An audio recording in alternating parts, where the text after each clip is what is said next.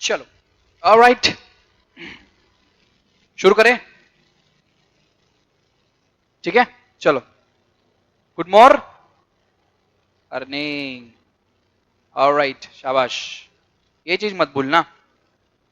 शुरू करते हैं। अपन ने लास्ट लेक्चर अपना खत्म किया था GDP growth rate post 1991 reforms के पहले तक। आज अपन देखने वाले 1991 के बाद में।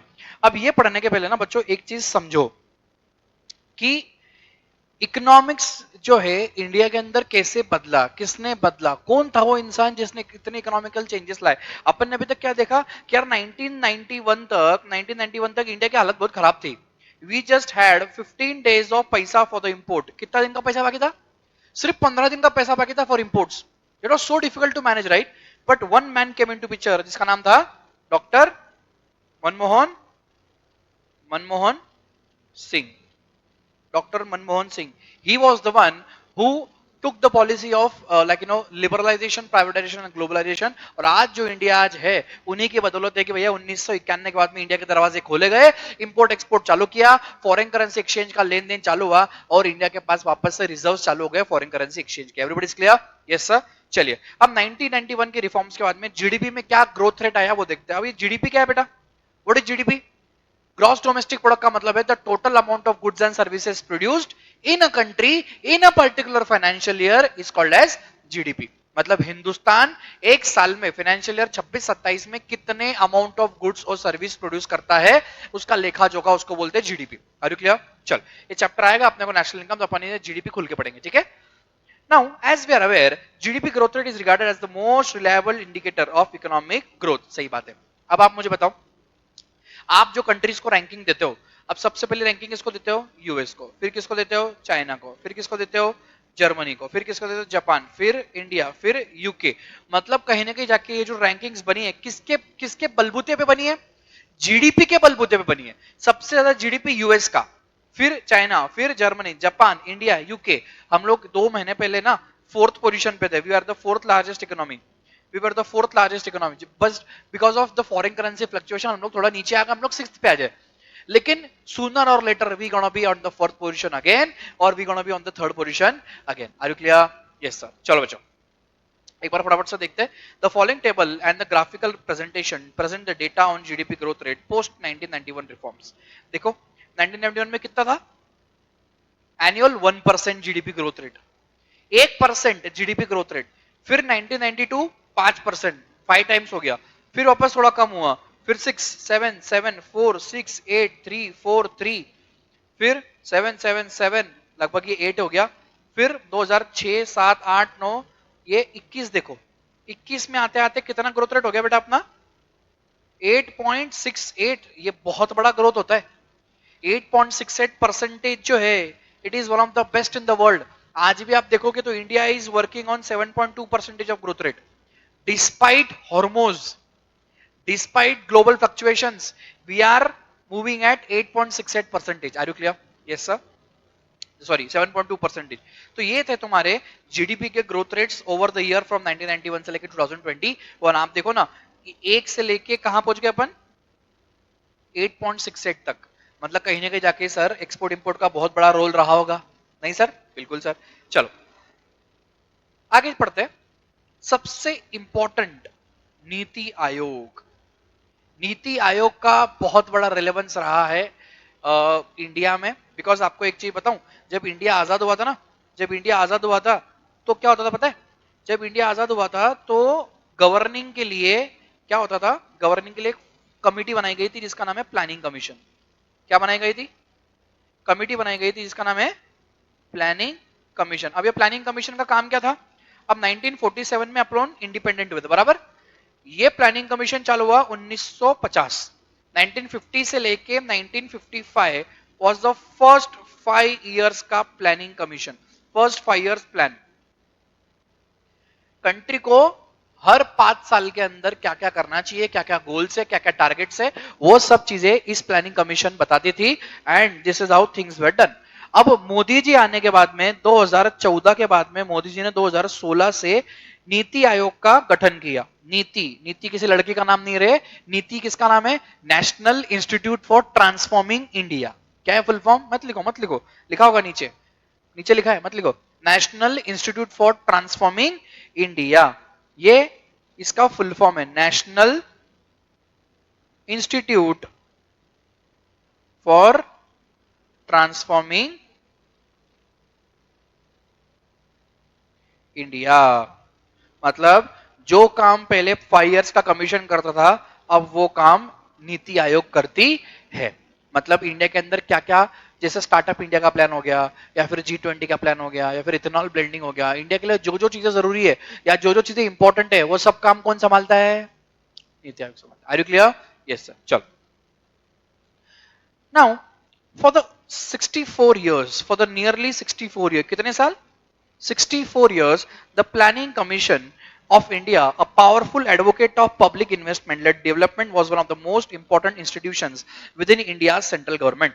The new ideologies of the neoliberal era within with their center of attention on market orientation and shrinking roles of the government and the collapse of the planning system called for a change in the nature, composition and scope of institutions of governance. Planning commission उतने अच्छे से काम नहीं कर पाई, इसलिए उसका क्या हो गया, पतन हो गया। और 1 जनवरी 2015, डेट हाईलाइट करते जाओ, 1 जनवरी 2015, the apex policy making body namely planning commission was replaced by the National Institute for Transforming India, which is called as Niti Aayog. The major objective of such a move was to spur innovative thinking by objective experts and promote cooperative federalism by enhancing the voice and influence of the states. Niti Aayog is expected to serve as the think tank. क्या काम करता है वो? Think tank का काम करता है, highlight कर दो उसको, think tank of the government and a directional and policy dynamo. मतलब गवर्नमेंट का पार्ट तो है, लेकिन ये पॉलिसी बनाने का काम करता है, इंप्लीमेंटेशन का काम अभी भी गवर्नमेंट का है। नीति आयोग जो है, NITI Aayog as a company काम करता है। नीति आयोग का सीईओ होता है और उसका चेयरमैन जो होता है वो होता है prime minister of India. NITI Aayog ऐसी एक कॉन्स्टिट्यूशनल बॉडी है जिसका चेयरमैन होता है प्राइम मिनिस्टर ऑफ इंडिया। उसका जो सीईओ होता है that is appointed by prime minister. कुछ साल पहले Amitabh कंत was CEO of NITI आयोग। अब इनका काम क्या होता है कि भाई फॉर एग्जांपल मान लेते हैं कि भाई इंडिया के अंदर डिफ्लेशन चालू है, तो क्या पॉलिसी होनी चाहिए, या फिर इंडिया को अगर सेल्फ सफिशिएंट बनना है या फिर मेक इन इंडिया कैंपेन चलाना है, तो इसके प्लानिंग कौन करता है? नीति आयोग। इंप्लीमेंट कौन करता है? गवर्नमेंट। समझ में आ रहा मैं क्या बोल रहा हूं? थिंक टैंक मतलब दिमाग का काम कर रहा है नीति आयोग, काम करना है गवर्नमेंट को। हम तुम्हारे लिए सोच सकते हैं, हम तुम्हारे लिए प्लान बना सकते हैं, एग्जीक्यूट तुमको करना पड़ेगा। Are you clear? Yes sir.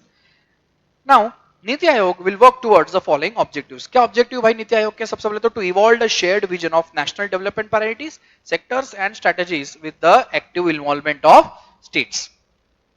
मतलब पहले स्टेट्स को इतना तवज्जो नहीं दिया जाता था, मतलब इतना इंपॉर्टेंस नहीं था स्टेट्स को, लेकिन नीति आयोग के बाद में स्टेट्स को भी उतना ही इंपॉर्टेंस है जितना सेंटर को है। आप सोचो ना यार, इंडिया के अंदर कितने स्टेट्स है? More than 28 states, isn't it? Her 28 states के हर भाषा अलग है, लोग अलग है, पहनावा अलग है, कल्चर अलग है, सब कुछ अलग है। अब आप मतलब ये दिल्ली के अंदर जो कल्चर है, क्या वो तमिलनाडु में कल्चर है? नहीं सर। धोती और लुंगी में फर्क है सर, बराबर कि नहीं? Isn't it? और पराठे और इडली डोसे में फर्क है। तो सर हर जगह पे एक पॉलिसी इंप्लीमेंट करना काम का नहीं है, तो हर स्टेट वाइज अपने को चेक करना पड़ता है। अब जीएसटी इनकम टैक्स जैसा थोड़ी कि एक साथ सब लगा दिया, कुछ कुछ स्टेट्स के अंदर उनके हिसाब से काम करना पड़ता है। Clear? Then to foster cooperative federalism through structured support initiatives and mechanisms with the states on continuous basis, recognizing that strong states make a strong nation. आपको बिलीव नहीं होगा, किसने इसका नाम सुना है क्या? उत्तर प्रदेश। किसने नाम सुना है इसका? उत्तर प्रदेश कहां पे आता है? थोड़ा सा नॉर्थ ईस्ट, थोड़ा सा ऊपर चले जाओगे तो एकदम भी ईस्ट में नहीं, थोड़ा सा ऊपर है ना। इसका सीएम कौन है? बाबा योगी आदित्यनाथ। आपको पता है इसकी पॉपुलेशन कितनी है? Can you guess the population of Uttar Pradesh? 25 crore. एक स्टेट की पॉपुलेशन है, one state population is 25 crore. 25 crore is the population of Pakistan, it is the country. 35 crore is the population of USA, USA की बात कर रहा हूं। 2.5 crore is the population of Australia. Imagine करो, New Zealand का पॉपुलेशन तो 60 लाख है, 60 lakhs ओनली. हमारा बॉम्बे का पॉपुलेशन 2 करोड़ है. न्यूजीलैंड कंट्री है, उसका पॉपुलेशन 60 से 70 लाख लोग है बस. Just imagine the level of state mister Yogi Adityanath is handling. Isn't it? आसान है क्या? एक कंट्री जितना स्टेट संभालना, 25 करोड़ लोगों को संभालना, इट्स नॉट अ जोक. छोटी मोटी बात है ही नहीं. इसलिए स्टेट का इंपॉर्टेंस बहुत ज्यादा हो जाता है इंडिया के अंदर. Are you clear? Then to develop mechanisms to formulate credible plans at the village level and aggregate these progressively at the higher levels of the government. Also, to ensure on the areas that are specifically referred to it that the interest of national security are incorporated in economic strategy and policy. Interest of national security. आप एक चीज समझना, अभी recent में waste Bengal में elections हुए थे, पता ना आपको? रिसेंट में अभी वेस्ट बंगाल में इलेक्शंस हुए. अब आप एक चीज समझना, आपको एक चीज दिखाता हूं, देखो.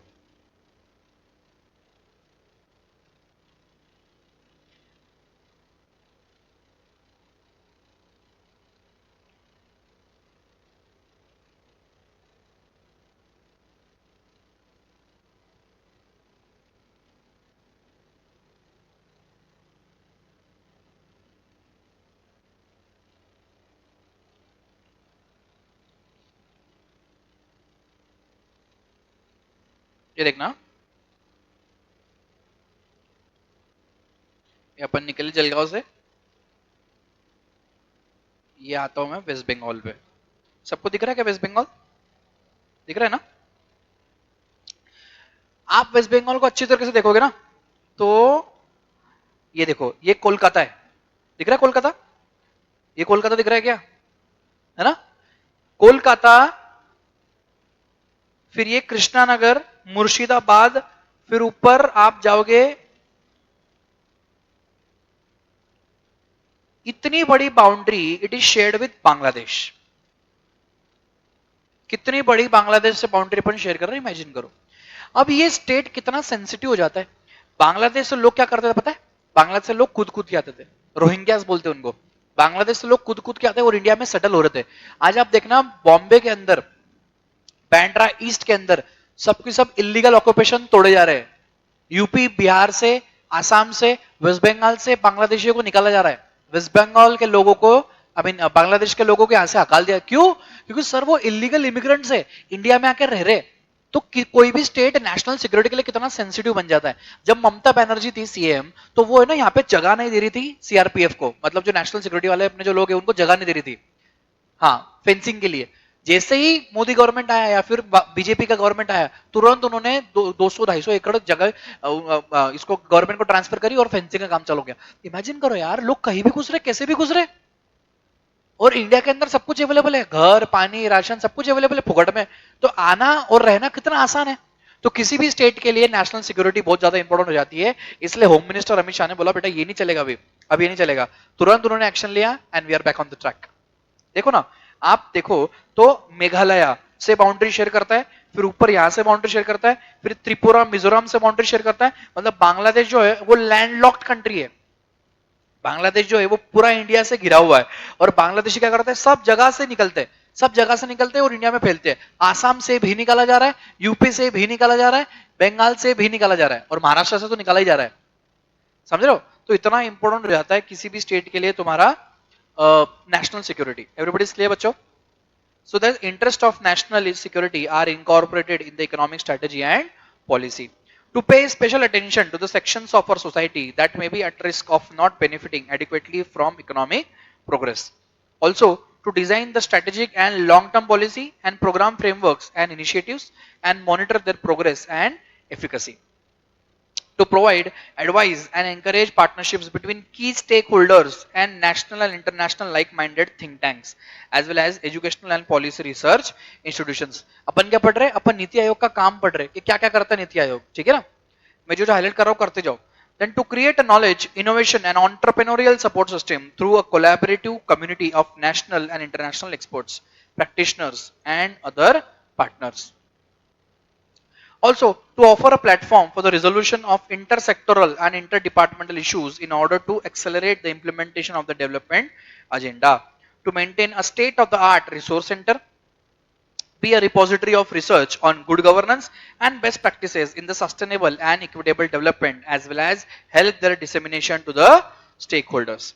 Also, to actively monitor and evaluate the implementation of programs and initiatives, including the identification of the needed resources so as to strengthen the probability of success and scope of delivery.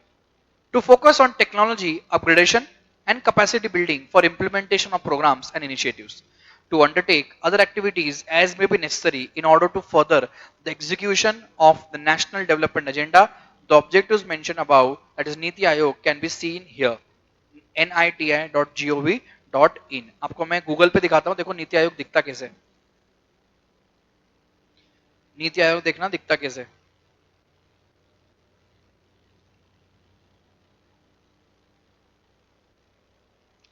ये नीति आयोग की website, ये देखो, this is NITI Aayog. आप देखोगे तो key initiatives देखो. Important links to frontier, about NITI, what's new at NITI, ये सारे डिविजन्स है नीति आयोग के, ये सारे डिविजन्स है. देखो एडमिनिस्ट्रेशन में जाओगे आप लोग तो आपको सब चीज दिखेगी. Line ministries, who is who, core function, who is who में चलते देखते क्या है ये देखो, ये सारे मिनिस्ट्री है. This is the entire ministry. Mrs Nidhi Chhibber, K S रिजिमोन, निर्मल भगत, ये सारे के सारे क्या है, ये सारा उसका कमिटी मेंबर्स है. कौन से? एडमिनिस्ट्रेशन की. तो this is what NITI Aayog is. जबरदस्त चीज बनाई है गवर्नमेंट ने and they work really efficiently. बहुत जबरदस्त एडमिनिस्ट्रेशन है इनका. समझ में आया? तो कभी तुमको टाइम मिले तो एक बार ये वेबसाइट सर्फ कर लेना. चलो, now the key initiatives of NITI Aayog are, number 1, life, which envisions replacing the prevalent use and dispose economy. The National Data and Analytics Program NDAP facilitates and improves access to the Indian government data. शून्य campaign AIIMS, देखो शून्य अभी बताया मैंने आपको, वापस दिखा देता हूं एक बार. देखो यहाँ पे था शून्य,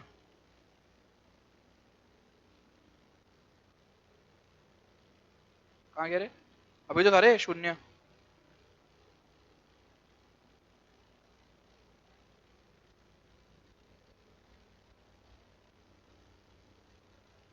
ये देखो ये शून्य, रियल लाइफ डेटा बता रहा हूं आपको, रियल टाइम डेटा बता रहा हूं. शून्य, जीरो पोल्यूशन मोबिलिटी. किस चीज के लिए ये? Our journey towards zero pollution starts here. शून्य का सफर. जीरो पोल्यूशन मतलब क्या? EVs. The Shunya campaign aims to improve air quality in India by accelerating the deployment of electric vehicles for ride hailing and deliveries. Zomato, Swiggy, इनके लिए electric vehicles का काम करना. आप आज देखो India is facing the problem of oil ना, petrol diesel का प्रॉब्लम फेस कर रहे हैं ना. अगर सारे के सारे ईवी होते तो प्रॉब्लम होती क्या इंडिया को? आज बिल्कुल नहीं होती सर. सारे के सारे अगर आज ईवी होते तो इंडिया को कोई प्रॉब्लम होती नहीं. Are you clear? Isn't it? चलो, सो दिस वाज शून्य.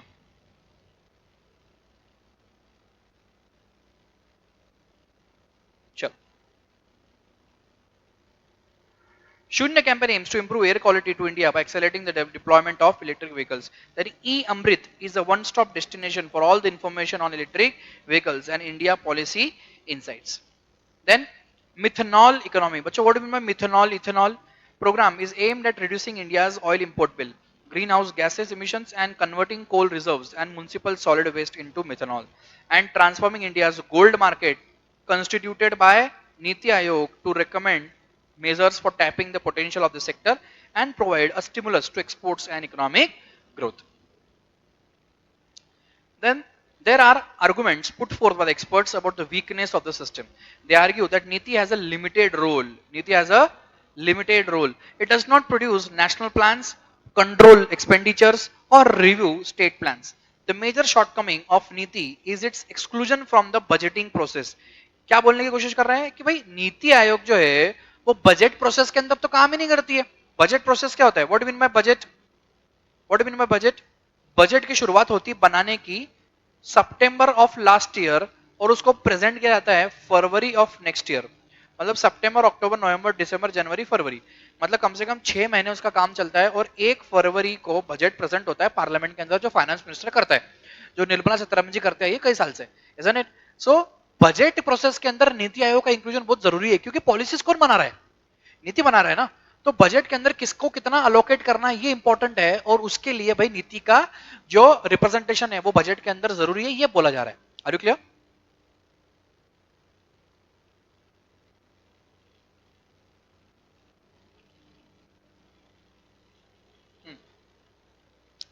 So it also lacks autonomy and balance of power within the policy making apparatus of the central government.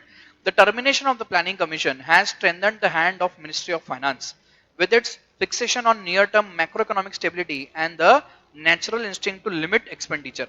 But Niti lacks the independence and power. Highlight करना है इसको, Niti lacks the independence and power to perform as a counterweight, to act as a voice of development concern with iniquities. मतलब जितने importance नीति का है कहीं ना कहीं उतना थोड़ा डिसएडवांटेज भी नीति का बताया गया है। लेकिन मेरी अगर मानो या फिर मेरा जितना नॉलेज है, नीति बहुत अच्छे तरीके से काम करता है, because it is directly it is governed by prime minister of India.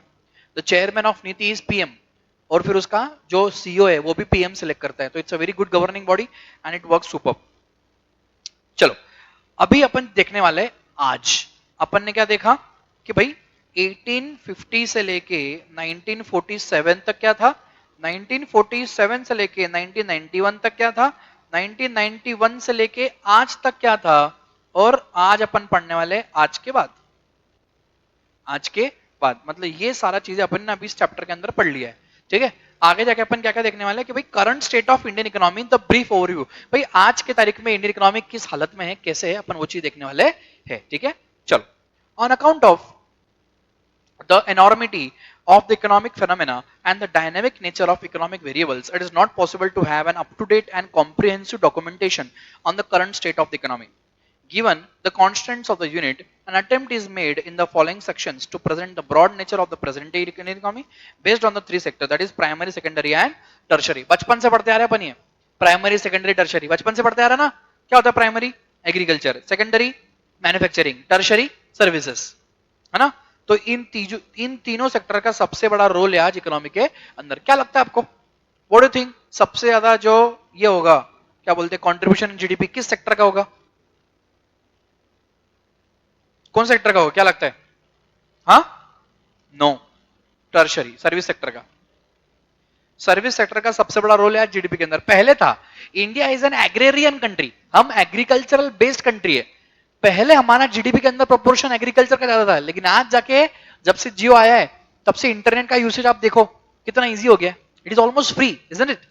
तो सर्विस सेक्टर का कंट्रीब्यूशन जीडीपी के अंदर सबसे ज्यादा हो चुका है। चल सबसे पहले पढ़ने जा रहे हैं हम लोग द प्राइमरी सेक्टर, मतलब कहीं ना कहीं पूरा एग्रीकल्चर सेक्टर। चलो, agriculture with its allied sector, allied का मतलब लिखो सपोर्टिव, अलाइड का मतलब लिखो सपोर्टिव, अलाइड का मतलब लिखो supportive.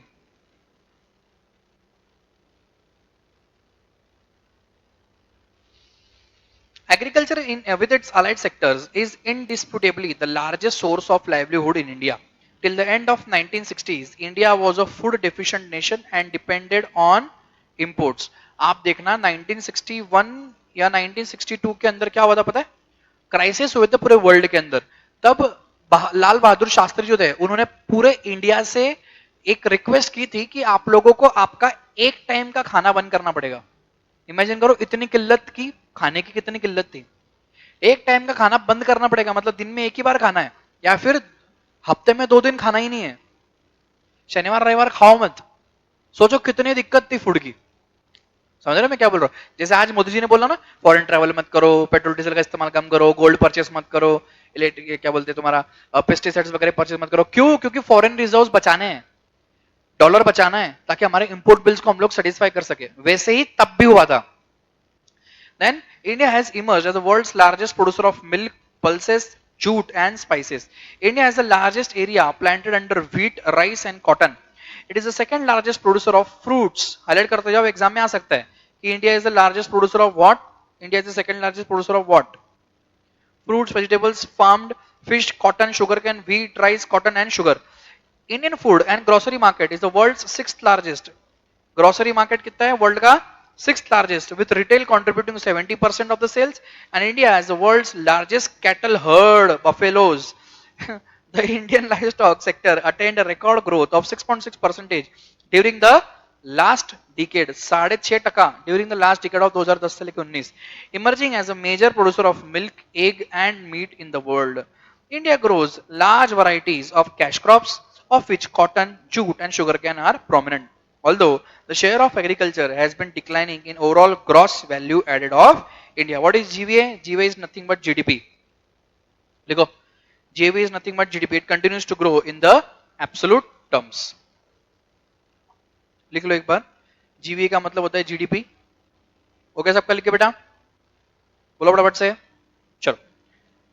According to the latest estimates, 47% of India's population is directly dependent on agriculture for living. 47%, 150 crore का 47% लगभग कितना आता है? लगभग आता है 70 crore. Just imagine, 70 crore population is dependent on agriculture. It also contributes a significant figure to the gross domestic product GDP. GVA by the agriculture and oil sector was 18.8% in 2021-22 until the January 2022. The index numbers, what do you mean by index number? Index number is nothing but average. Index number is nothing but average. Average of what? Average of performance, average of prices. The index number of agricultural production in 2021-22 base was ending 2007-8. उसको 100 base लेके फिर index number calculate किया जाता है. For categories namely all the crops, food grains, cereals, wheats, coarse cereals was above 140, and that of rice and pulses was 138.7 and 196.2 respectively. For non-food grains it was 142.9. These figures show sustained increase in agricultural output. Food grains production has reached 315.7 million tons in 2021-22. Private investment in agriculture has increased to 9.3% in 2021-22. As per the economic survey of 2022-23, agriculture remained robust, recording a growth of 3.5% in 2022-23, driven by the buoyant rabi sowing and allied activities. The performance of the agriculture and allied sectors have been buoyant over the past several years, much of which is on account of the measures taken by the government to augment crop and livestock productivity. What do you mean livestock? Livestock का मतलब क्या होता है? गाय ढोर, गाय भैंसे, इसको livestock बोलते हैं, बराबर कि नहीं? Then ensure certainty of returns to the farmers through price support, that is the minimum support price. MSP किसको बोलते हैं? कि भाई फॉर एग्जांपल मान लेते हैं कि भाई मैंने कॉटन का रेट डिसाइड कर दिया 150 रुपए मैंने कॉटन का रेट डिसाइड किया कि भाई ये है MSP. MSP मतलब minimum selling price, minimum support price. इसके नीचे कॉटन नहीं बिकेगा. 150 रुपया इज द मिनिमम जिसमें कॉटन बिकेगा. उसके ऊपर तुम कितने भाव में बेच सकते हो ये तुम्हारी मर्जी, लेकिन इसके नीचे नहीं बिकेगा. इससे क्या होता है पता है? फार्मर्स के लिए एक प्रोटेक्शन होता है. फार्मर्स के लिए एक प्रोटेक्शन होता है कि भाई इसके नीचे नहीं बिकेगा, इसके ऊपर ही बिकेगा जो बिकना है. MSP of all the 23 mandated crops is fixed at 1.5 times of India weighted average cost of production. मतलब अगर 100 रुपए का अगर weighted average cost है तो उसका 1.5 times मतलब 150 रुपया, 50 times ज्यादा. 150 रुपया क्या कर दिया सबका? MSP कर दिया. 150 रुपया नहीं किया, 1.5 times of the cost, production cost. मतलब अगर ये पेन बनाने के लिए, मतलब एग्रीकल्चर कुछ गुड्स है, फॉर एग्जांपल मान लेते हैं कॉटन है. अगर कॉटन बनाने के लिए कॉटन का फॉर एग्जांपल मान लेते हैं ये है, वो क्या बोलते हैं उसको, प्लांट, कॉटन का प्लांट है. अब ये बनाने के लिए मान लेते हैं कि भाई 100 रुपए लगता है 1 किलो बनाने के लिए, 100 रुपए पर केजी, ये प्रोडक्शन कॉस्ट है. तो गवर्नमेंट ने बोला इसका 1.5 टाइम्स मतलब 150 रुपया, मतलब 50% प्रॉफिट पे तो बिकेगा ही बिकेगा. ये गवर्नमेंट ने बोल दिया. कितने बिकेगा? 50% प्रॉफिट पे तो बिकेगा ही बिकेगा. सही है ना? मतलब 50% के नीचे कोई बेच नहीं सकता है. तुम बेचना तो ज्यादा में बेचो, मतलब प्रॉफिट का प्रॉफिट, और ज्यादा में बेचना है तो और अच्छे तरह से कमा सकते हो. मतलब गवर्नमेंट बहुत बड़ा रोल प्ले कर सकती है MSP बनाने में. अभी बीच में देखो फार्मर्स का प्रोटेस्ट हुआ था पंजाब के अंदर, MSP के लिए हुआ था, isn't it? चलो देन, हाँ क्या नहीं, वो कैसे हटाएंगे? हाँ, तब MSP उतना नहीं दे रहे थे जितना चाहिए था. इसलिए पूरी बहुत बड़ा प्रोटेस्ट हुआ। अभी तो बराबर किया हुआ है गवर्नमेंट ने, और उल्टा ज्यादा दिया हुआ है।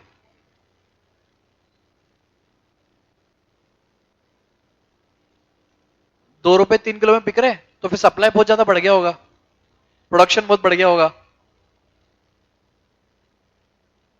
प्रोडक्शन बहुत जब ज्यादा बढ़ जाता है या फिर सप्लाई मार्केट के अंदर बढ़ गया तो भाव तो कम ही होने ना बेटा, है ना। Then promote crop diversification, promote market infrastructure through the impetus provided for the setting up of farmer producer organizations and promotion of investment in infrastructure facilities through the agriculture infrastructure fund. आज आप देखो drone से pesticide डाले जाते हैं, drone से, और पूरे के पूरे इंपोर्टेड पेस्टिसाइड्स डालते हैं अपने फार्म्स के अंदर। इसलिए तो मोदी जी बोलते हैं कि भाई इंपोर्टेड फर्टिलाइजर्स मत लो, पैसा बहुत जाता है बाहर, पैसा बहुत जाता है बाहर, isn't it? चलो, then India has achieved a remarkable shift from a food deficient and import dependent nation during the early 1960s to a food exporting nation। मतलब आप इमेजिन करो जहां पे अपने पास खाना नहीं था खुद के लिए खाने के लिए, आज वो समय है कि अपन फूड को एक्सपोर्ट कर रहे हैं। मतलब हमारी नीड्स तो फुलफिल हो ही चुकी है, हम अभी क्या कर रहे हैं, एक्सपोर्ट कर रहे हैं। पहले खुद का खाने का ला लेते, जब अपन इंडिपेंडेंट होते अपने खुद के खाने के ला लेते, लेकिन आज भरे भुले, isn't it? चलो, now India is among the top 10 exporters of agricultural products in the world. Export of agricultural and allied products has witnessed significant increase during the past few years and touched an all-time peak of 3,74,611 crore during the last 1 year. क्या बात है? Exports of agricultural and processed food products rose by 25% within 6 months of the current financial year 2022-23. अप्रैल से लेकर सितंबर in comparison to the corresponding period in 2021-22. Agricultural and processed food exporting development authority APEDA, करो highlight, Agricultural and processed food export development authority APEDA is entrusted with the responsibility of export promotion of agri products. A number of liberalization measures are adopted by the government. बच्चों what do you mean liberalisation? Liberalise कर देना मतलब जो strict controls थे, जो strict controls थे उनको हटा देना,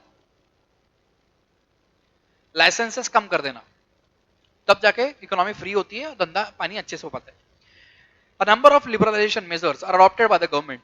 The government of India has allowed 100% FDI in marketing of food products and food product e-commerce under the automatic route. Highlight करो, 100% FDI मतलब बाहर से लोग इन्वेस्ट कर सकते हैं पूरी तरीके से, उनको यहाँ पे किसी लोकलाइट को लेने की जरूरत नहीं है, पूरी तरीके से वो इन्वेस्ट कर सकते हैं।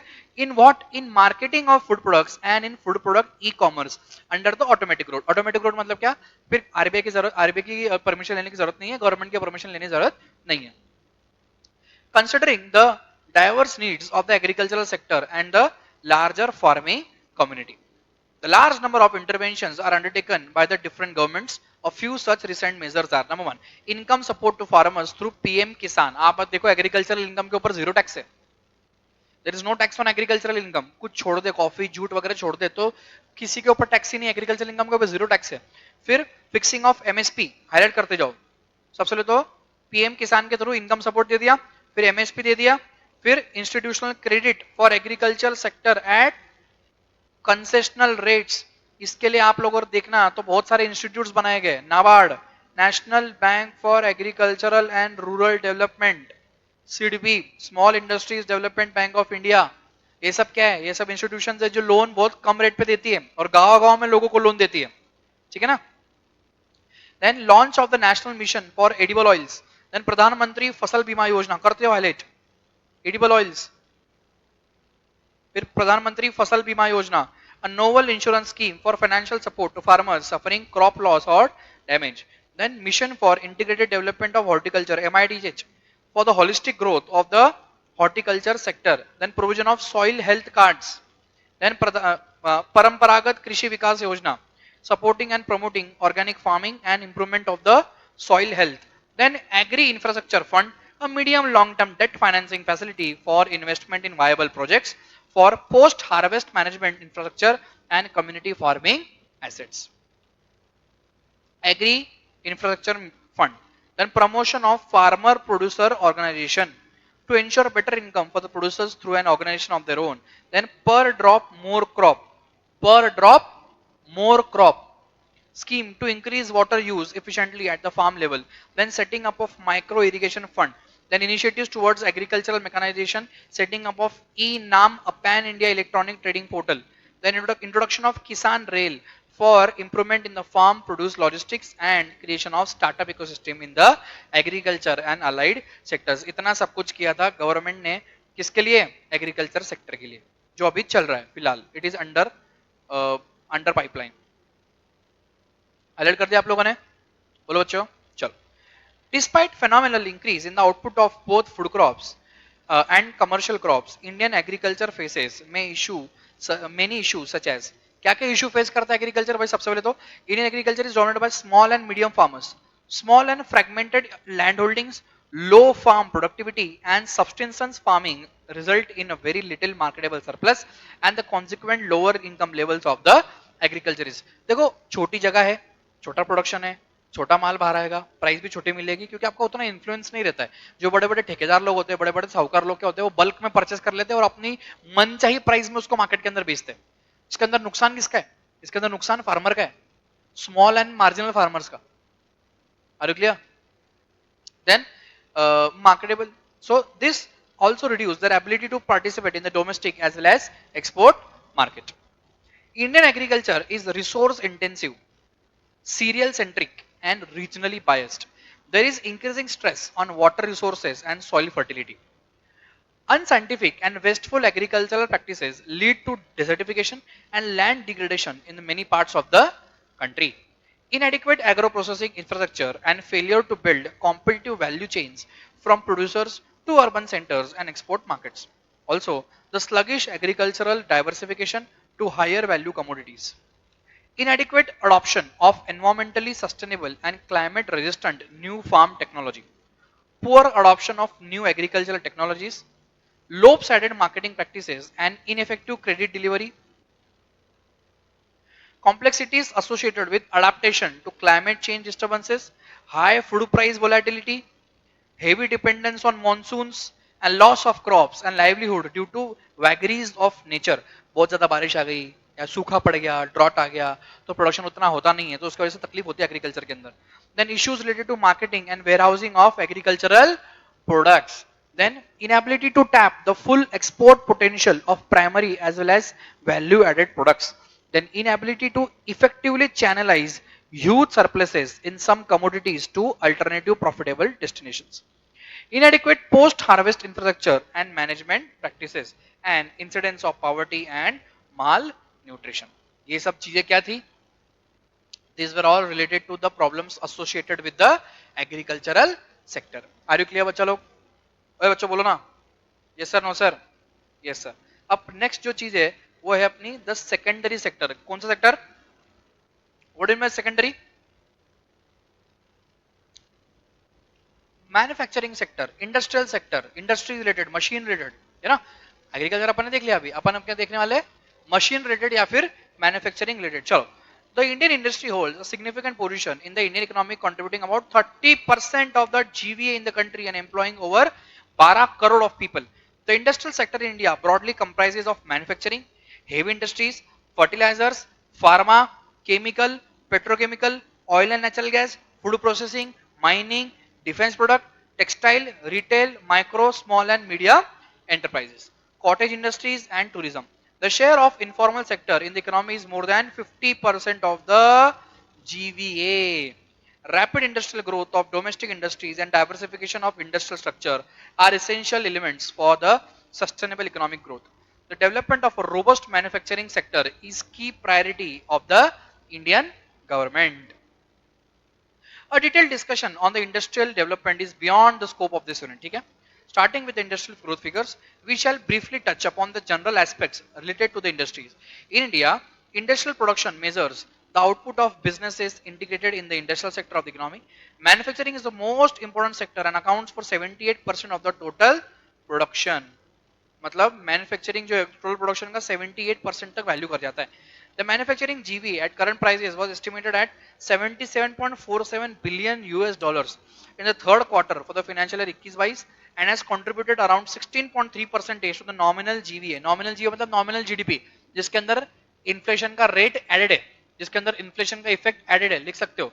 नॉमिनल जीडीपी मतलब जहां पे इन्फ्लेशन का इफेक्ट ऐड करके आया हुआ है। ड्यूरिंग द पास्ट 10 years इन 2022 से until 2022 the combined index of 8 core industries stood at 142.8, driven by the production of coal, refinery products, fertilizers, steel, electricity and cement industries. In Jan 2023, the Manufacturing Purchasing Managers Index in India stood at 55.4. India's ranking in the Manufacturing Purchase Manager Index is stood at 55.4. India's rank in Global Innovation Index improved to 40th in 2022 from 81st in 2015. 81st से लेके अपन कहाँ चले गए? 40 पे चले गए और अपन ज्यादा पढ़ने वाले हैं, अभी बढ़ रहे हैं. Then the Department for the Promotion of Industry and Internal Trade, DPPIT, highlight करो उसको. As a role in the formulation and implementation of industrial policy and strategies for industrial development in conformity with the development needs and national objectives. Ever since independence, many innovative schemes are undertaken by the different governments from time to time to boost the industrial performance. Some of the policies are: number one, introduction of GST. कब आया GST बेटा? 1 जुलाई 2017. बहुत सारे taxes को सबस्यूम करके, पहले बहुत सारे टैक्सेस थे, वैट था, सर्विस टैक्स था, कस्टम ड्यूटी तो अभी भी है, फिर ऑक्ट्रॉय था, तुम्हारा एंटरटेनमेंट टैक्स था, बहुत सारे टैक्सेस थे, इनको सबस्यूम करके एक टैक्स बनाया जिसका नाम है गुड्स एंड सर्विसेज टैक्स. और फिर उसके स्लैब्स बनाए गए 5%, 12%, 18%, 28% और फिर 28% प्लस 14% सेस लगता है कोई भी जो हाई प्राइस गुड्स होते हैं ना उसके ऊपर, जैसे कार हो गया उसके ऊपर. और फिर 3% लगता है तुम्हारे गोल्ड ज्वेलरी के ऊपर, डायमंड्स वगैरह. 5% सारे के सारे नेसेसरी गुड्स के ऊपर, 12%, 18% इलेक्ट्रॉनिक गुड्स के ऊपर, 28% सारे के सारे लग्जरी गुड्स के ऊपर. ठीक है, ऐसा टैक्स रेट चलता है जीएसटी के अंदर. आपको जीएसटी का थोड़ा वर्किंग पता है क्या, कैसे होता है? How does GST works? आप लोग जब कोई भी दुकान पे जाते हो आपको जीएसटी का बिल मिलता है ना. एक काम करता हूँ, मैं जीएसटी का कंसेप्ट थोड़ा डिटेल में पढ़ाता हूँ, लेकिन इसको अपन कल पढ़ेंगे डिटेल में, मुझे याद देना. ठीक है, इसको जीएसटी पे थोड़ा डिटेल में जाएंगे अपन ताकि आपको थोड़ा बहुत समझ में आए. So GST as a single domestic indirect tax law for the entire country, replacing many indirect taxes in India such as the excise duty, VAT, service tax, etc. Excise duty तो अभी भी लगता है. Excise duty मतलब the tax which is levied on production. आप देखो, बाहर से अपन क्रूड ऑयल मंगाते हैं, इंडिया जो है, इंडिया के पास खुद का पेट्रोल का कुआं है क्या? ये कुएं, ये पेट्रोल के कुएं क्या अपने पास? नहीं. ये कुएं किसके पास है? सऊदी अरेबिया, कटार, कुवैत, ईरान, इराक, इन सब के पास है. अपने पास नहीं है. अपन क्या करते पता है क्या? As a Indian subcontinent, as a Indian subcontinent अपन क्या करते? अपन ये गुड्स, ये जो क्रूड ऑयल है ये मंगाते. अपन पेट्रोल नहीं मंगाते, अपन क्रूड मंगाते. क्रूड, क्रूड ऑयल गंदा दिखता है एकदम, कोयले का. जैसे अपन बोलते हैं ना कि वो रोड बनता है, रोड जिससे बनता है डांबर, उसके जैसे दिखता है. फिर यहाँ पे जामनगर में एक रिफाइनरी है, सबसे बड़ी refinery of the world, world की सबसे बड़ी रिफाइनरी जामनगर में, रिलायंस की. वहां पे ये क्रूड ऑयल को पेट्रोल डीजल में कन्वर्ट किया जाता है, पेट्रोल और डीजल में कन्वर्ट किया जाता है और फिर पूरे इंडिया में ट्रांसपोर्ट किया जाता है. समझ आ रहा है क्या बोल रहा हूँ? Yes sir. So this crude oil has been transform into petroleum products and then has been transferred. तो उसको बोलते हैं एक्साइज ड्यूटी, गवर्नमेंट लगाती है, इंडियन गवर्नमेंट. ठीक है. Then reduction of corporate tax to domestic companies, giving an option to pay the income tax at the rate of 22% subject to the condition that they will not avail any exemption or incentive. Also, Make in India is a vocal for local initiative launched in 2014 to facilitate the investment, foster innovation, build excellent infrastructure and make India a hub for manufacturing, design and innovation. Make in India 2.0 is now focusing on 27 sectors which include 15 manufacturing sector and 12 service sector. Highlight करो.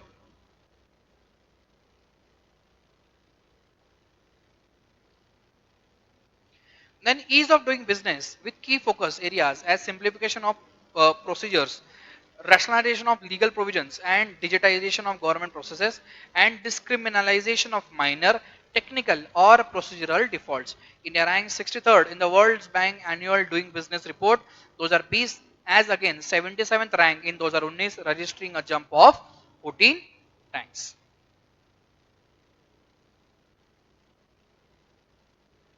So this was about the agricultural sector and industrial sector. आज अपन ने क्या क्या पढ़ा?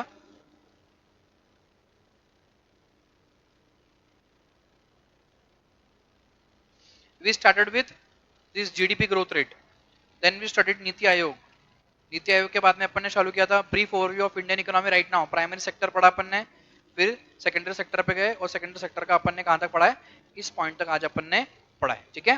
Will continue from this point tomorrow, till the time इसको एक बार वापस से पढ़ के आना, ठीक है, एक बार गो थ्रू कर लेना क्या क्या अपन ने पढ़ा है स्टार्टिंग से, and will continue tomorrow. Alright guys, चलो thank you so much, this is your friend mentor and coach Kadar Pandey signing off, जय हिंद, I will see you tomorrow the same time, bye bye.